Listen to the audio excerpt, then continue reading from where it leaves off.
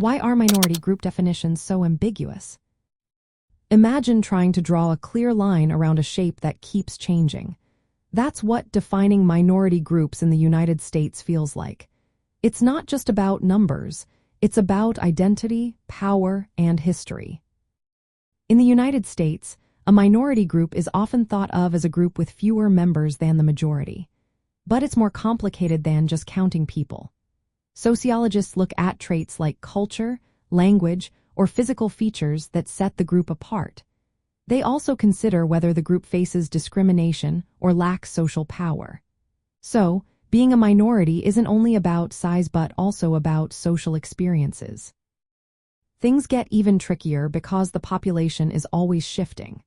Some groups that are small in one area might be larger in another. For example, in some cities, Latino or Hispanic populations make up a big part of the community, even though they are considered minorities nationally. By the year 2055, projections show that no single racial or ethnic group will be the majority across the entire country.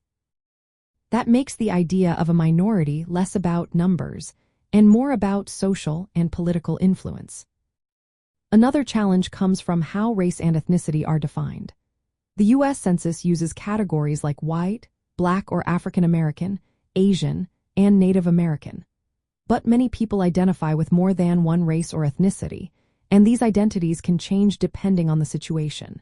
Someone might see themselves as mixed race or Hispanic and not fit neatly into one box. Sometimes, people are classified differently based on how others see them or how they fill out forms. This fluidity makes it hard to pin down who exactly belongs to a minority group. History also plays a big role.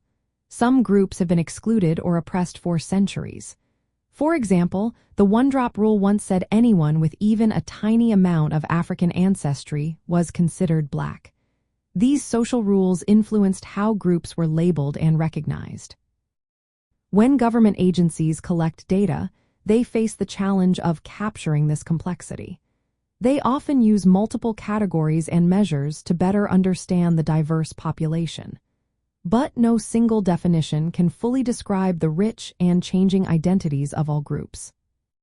So, the reason why minority group definitions are so ambiguous is because they involve more than just numbers.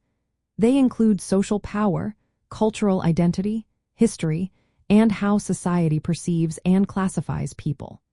All these factors combine to make the idea of a clear-cut definition very difficult in a country as diverse as the United States.